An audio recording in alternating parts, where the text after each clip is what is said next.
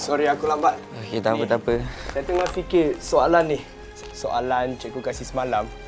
Satu malam saya fikirkan. Susah tu.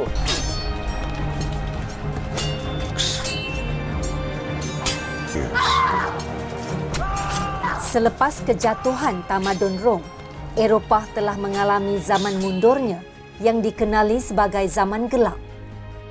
Zaman gelap ini adalah peringkat awal zaman pertengahan.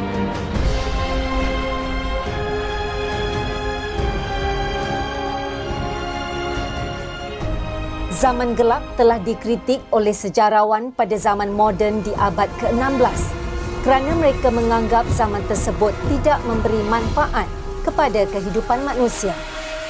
Zaman gelap dianggap sebagai zaman yang sangat terkongkong, tidak wujud kebebasan, kemerosotan ilmu pengetahuan, tidak wujud pentadbiran pusat yang berkesan, sistem feudal mengambil tempat pemerintahan pusat, gereja mengongkong kehidupan manusia dengan ajaran Kristian, tidak mementingkan kemajuan kehidupan di dunia, fokus kehidupan hanya menjurus kepada kehidupan akhirat serta kemerosotan kehidupan di bandar.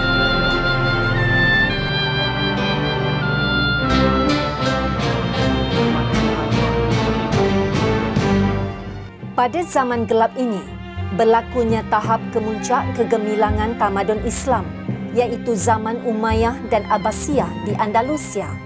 Akibatnya, masyarakat Eropah menimba ilmu pengetahuan daripada dunia Islam untuk memperbaiki kemunduran.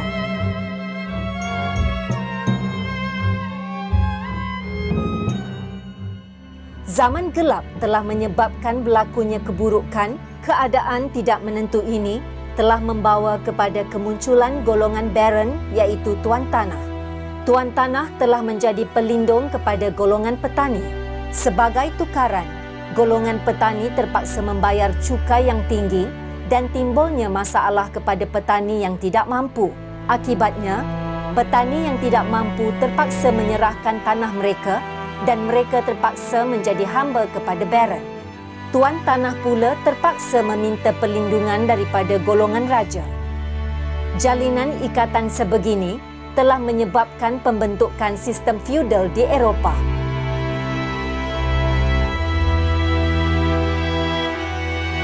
Pada zaman pertengahan, golongan gereja Katolik merupakan institusi yang amat berkuasa dan memiliki tanah yang banyak. Gereja dianggap sangat mengongkong kehidupan masyarakat Eropah. Institusi gereja ini hanya memberi fokus pada agama dan kehidupan akhirat. Pada zaman pertengahan, aktiviti perdagangan tidak dapat berkembang kerana sering diganggu oleh orang Viking dan Magyar di pantai utara dan selatan dan penguasaan orang Islam di timur jauh dan kawasan Mediterranean. Perdagangan hanya dapat dilakukan secara tukaran barang kerana terhadnya penggunaan mata wang. Pada zaman kemuncak pertengahan, gereja mula memainkan peranan sebagai institusi yang universal dan menjadi ejen penyatuan.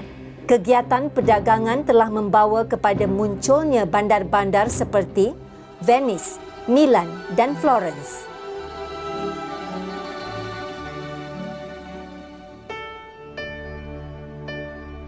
Keadaan ini telah melahirkan golongan pertengahan yang terdiri daripada golongan artisan, pedagang dan perbankan. Status sosial tidak lagi berasaskan pemilikan tanah, tetapi adalah kekayaan. Rakyat pula mulai terlibat dalam kegiatan politik dan wujudnya institusi parlimen.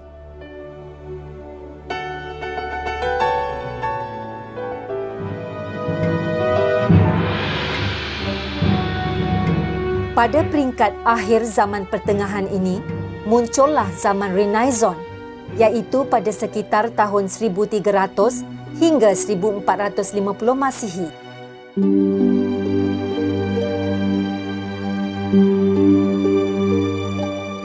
Asas zaman Renaissance ialah penonjolan terhadap keupayaan manusia berfikir untuk menyelesaikan permasalahannya. Aliran ini dikenali sebagai humanisme. Bapa humanisme ialah Francesco Petrarch. Tokoh-tokoh lain ialah Niccolo Machiavelli dan Giovanni Boccaccio. Manusia Renaissance sentiasa didorong oleh semangat inkuiri atau semangat ingin tahu yang kuat. Venice, Milan dan Florence telah menjadi pusat pertembungan perkembangan idea baru kerana di sini berlaku pertembungan budaya, bahasa dan agama. Munculnya kumpulan pedagang yang kaya telah menarik perhatian seniman dan cendekiawan untuk menjadikan golongan kaya sebagai patron atau penaung kepada kegiatan kesenimanan dan keilmuan. Para pelukis, ahli muzik, saintis dan penulis telah menjadi persaingan kepada bandar-bandar di Itali kerana mereka ingin menjadikan seniman dan cendekiawan sebagai penyebar idea Renaissance. Antara patron yang terkenal ialah keluarga Medici di Florence.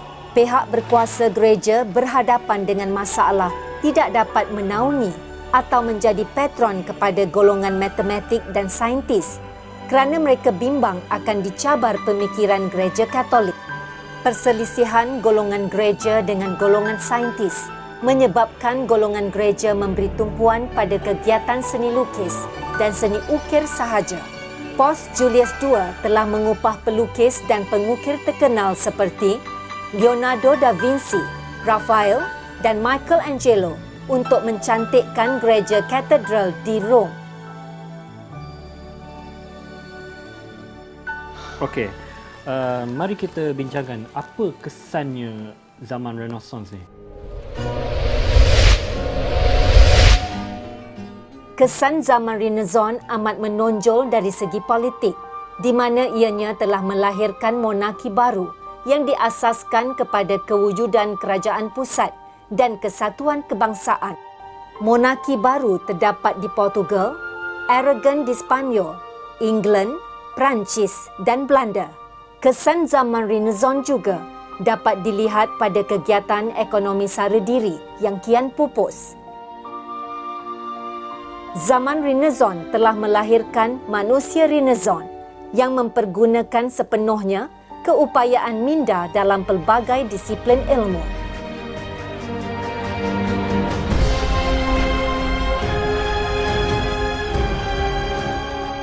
Gerakan Reformation telah berlaku di Eropah Barat pada abad ke-18. Gerakan Reformation mempunyai kaitan dengan agama Kristian. Kemunculan gerakan Reformation juga kerana terdapatnya amalan hidup mewah oleh golongan gereja Katolik. Reformation yang bermula di Jerman telah dibantu oleh penciptaan mesin cetak oleh Johann Gutenberg.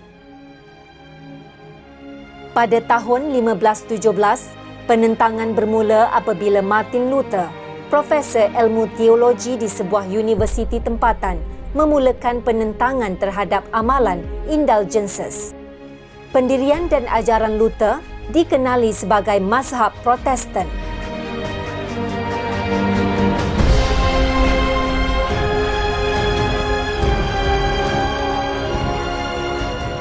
Ledakan penjelajahan dan penerokaan Eropah telah dimulakan oleh Portugal dan diikuti oleh Sepanyol, Belanda, Perancis, Britain dan Amerika Syarikat.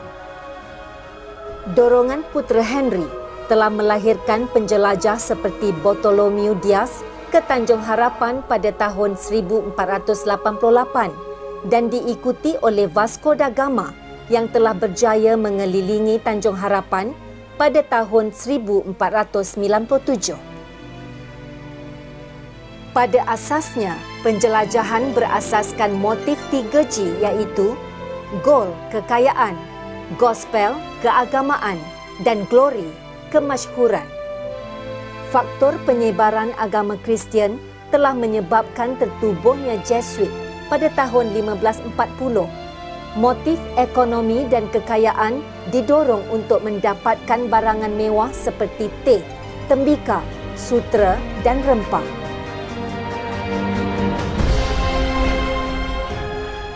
Semasa berlakunya revolusi perindustrian, bilangan pekerja bertambah.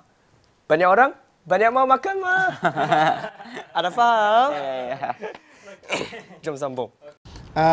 Revolusi pertanian telah berjaya menyediakan bahan makanan untuk menampung permintaan dan keperluan masyarakat di Britain pada waktu itu. Bagi memenuhi permintaan makanan, cara penggunaan tanah pertanian terpaksa dirombak. Melalui Akta Pemagaran Tanah, tuan-tuan tanah telah mendapat kelulusan dari Parlimen Britain. Tindakan memagar tanah telah menyebabkan rakyat biasa yang dahulunya bergantung kepada tanah awam telah hilang sumber pendapatan. Dengan adanya makanan yang berlebihan ini, mereka tidak perlu bergantung lagi kepada bahan-bahan makanan import daripada luar. Petani yang hilang pekerjaan diserap ke ladang-ladang sebagai buruh, dan apabila berlakunya revolusi perindustrian, mereka berhijrah ke bandar untuk menjadi buruh-buruh kilang. Revolusi pertanian adalah dianggap sebagai suatu revolusi yang telah menyediakan asas kepada revolusi perindustrian.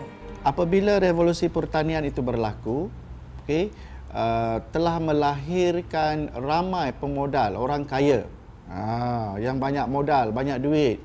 So bila adanya orang kaya ni, banyak modal, banyak duit ni, so dia pun mampu membina kilang-kilang, betul?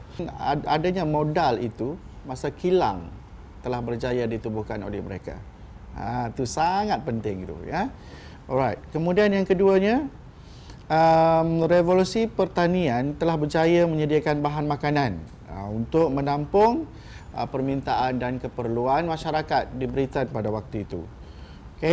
Kerana adanya tanaman yang berlebihan, mereka boleh kilangkan sendiri. Faktor berlakunya perindustrian ialah kerana adanya masyarakat Eropah yang berjiwa bersifat kreatif dan inovatif. Mereka telah berjaya melahirkan hasil-hasil ciptaan tinggi, ya. Antara tokohnya ialah seperti James Watt, Bolton.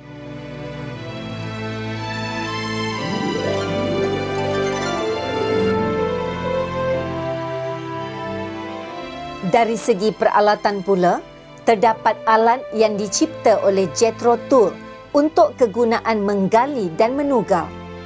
Revolusi perindustrian yang bermula sekitar tahun 1870 diistilahkan sebagai imperialisme baru.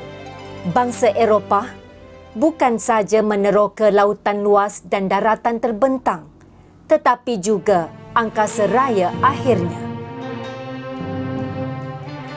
Kita kaitkan pula dengan khidmat. Apakah kepentingan sifat kreatif dan inovatif dalam diri seseorang? Semua orang ada kreativiti dan inovatif masing-masing. So, apa kepentingan dia? Yang pertama sekali, menjadikan kita lebih kreatif, mencipta sesuatu yang baru, yang belum pernah ada.